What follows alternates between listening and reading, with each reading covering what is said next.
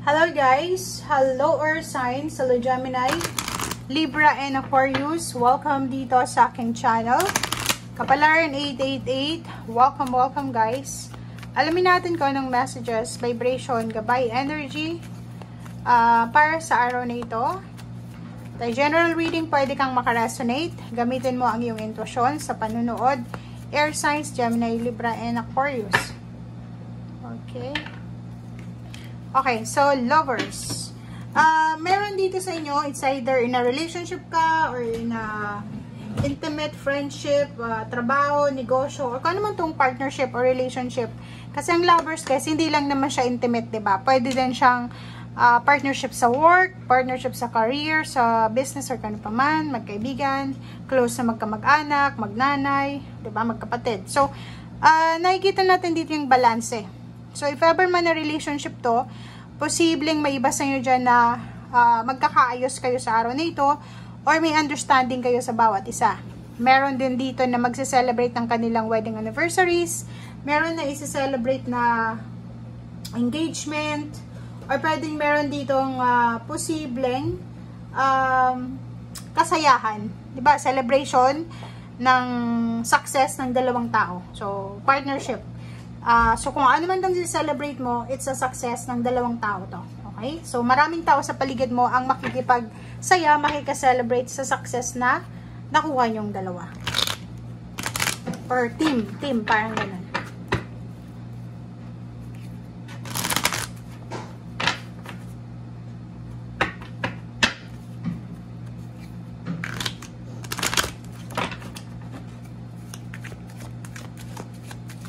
Okay, air signs, Gemini, Libra, and Aquarius. Air signs, Gemini, Libra, and Aquarius.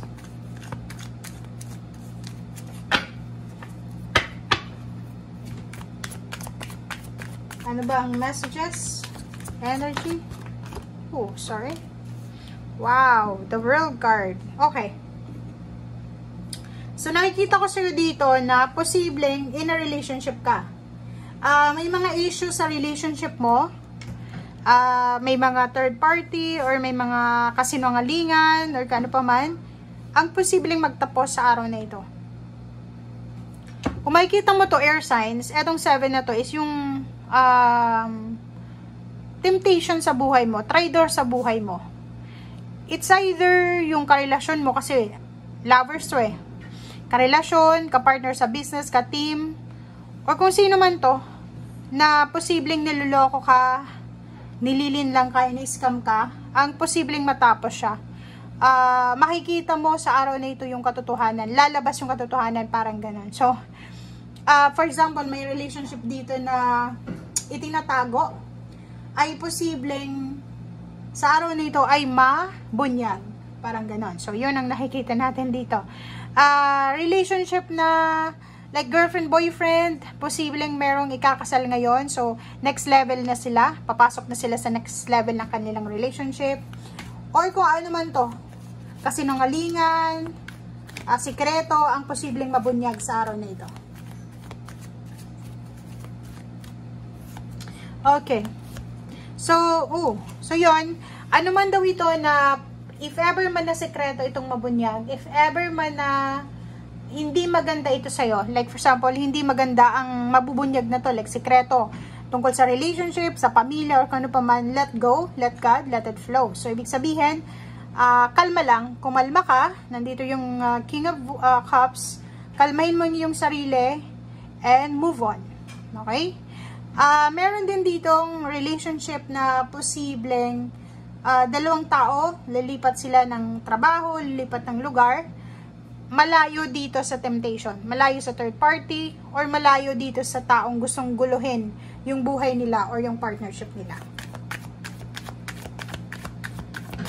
So, parang ganon, pwedeng aalis, magta-travel, relocation, para hanapin yung peace and harmony, para hanapin yung katahimikan, para makaalis na dito sa restrictions na to. Kasi parang yun, yung mga issue sa buhay, yung mga traitor sa buhay, parang sila yung nagiging hadlang sa pangarap nyo. Pangarap mo, pangarap niya, pangarap nyong lahat. Parang ganun.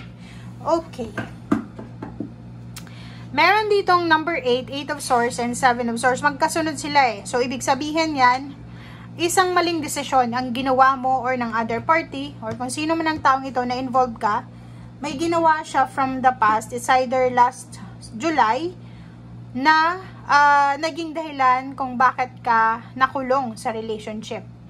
Or siguro, bawal na relationship, or bawal na commitment, bawal na partnership, ang pinasok mo or pinasok ng taong ito na nagbigay sa kanya ng sama ng loob, nagbigay sa kanya ng pagsisisi, and pinakamasakit is restrictions. Ibig sabihin, entrapment. Na-trap siya doon sa decision making niya.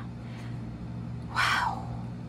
Okay. So, ngayon, ang nakikita ko sa'yo dito is, yung iba sa inyo dyan, may decision kayo na ginawa last July, na until now, nandun pa rin kayo sa entrapment na to eh. Nakatrap pa rin kayo eh. 'Di ba? And ngayon, parang gusto mo nang magsimula ulit. 'Di ba? Parang gusto mong mag-move on, gusto mong magsimula ulit, gusto mo nang kalimutan, kasi nakafocus ka sa hopes and dreams mo.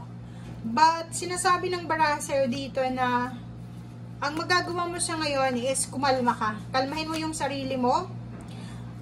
May mga guidance or may mga mentor ka eh. May mga taong nagbibigay sa'yo ng mga advices, may mga taong nagbibigay sa'yo ng kumbaga tulong. So, makinig ka sa kanila. Okay? Makinig ka.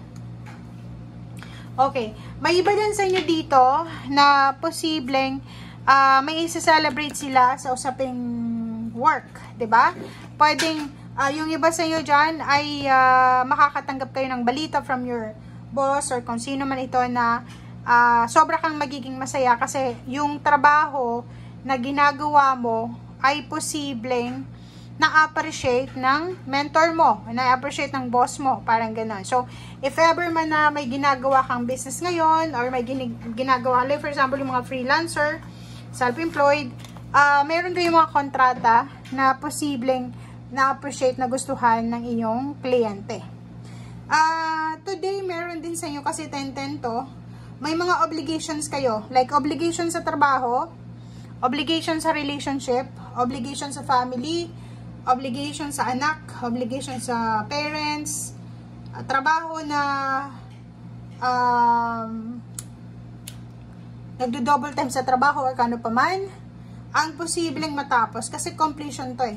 Diba? So, it's either ang makukumpleto sa araw na ito or bago matapos yung 2023 is yung issue sa relationship. Babalik yung sigla, saya, excitement sa relationship mo. It's either family, friends, or kapitbahay. At the same time, trabaho. So, pwedeng yung iba sa inyo ngayon, focus na focus kayo sa trabahong ginagawa nyo. Focus kayo sa obligations nyo, double time, may mga nag-overtime, kasi may inihahanda kayo na celebration para sa New Year's. Parang ganun ang nakikita natin. Okay, so thank you guys and see you again. Bye!